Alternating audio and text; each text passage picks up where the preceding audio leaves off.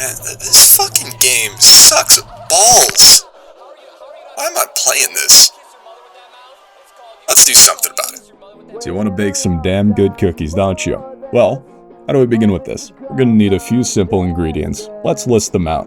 First thing is eggs, then butter, salt, baking soda, brown sugar, white sugar, crack cocaine, almond extract, chocolate chips, a mixing bowl, and finally, vanilla extract. To begin, we're going to crack 2 eggs and stir.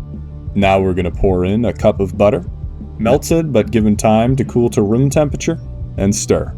Next, we're going to pour in some almond extract for a good flavor, and you guessed it, stir more.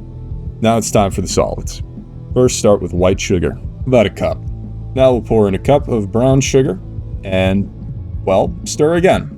Once you've reached a peanut butter-like texture, you're going to pour in about a teaspoon of baking soda, as well as half a teaspoon of salt. You can also add some vanilla extract for a bit more flavor, but I tend to prefer going without it to provide a much more unique taste. Once all of our ingredients have homogenized, we will pour in some flour, about 3 cups, and mix with our hands.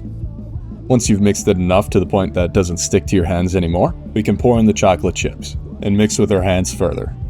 Once the dough is fully mixed, we can begin rolling the cookie dough and putting it onto a tray. I enjoy making them of varying sizes for different people, but whatever size you want is all good. But I personally think a bunch of bite-sized ones are a bit more fun, especially if you're baking for friends and family.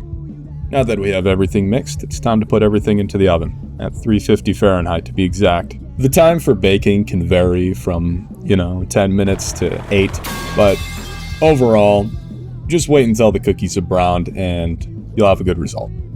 So now that our cookies are done baking, it's time to take them out. Remember to make sure that they cool for at least 5 minutes, and then enjoy. I tend to prefer having the cookies be softer. For that, you want to keep them in the oven for less time, but these ones I made crunchy, so it would last longer out on the counter.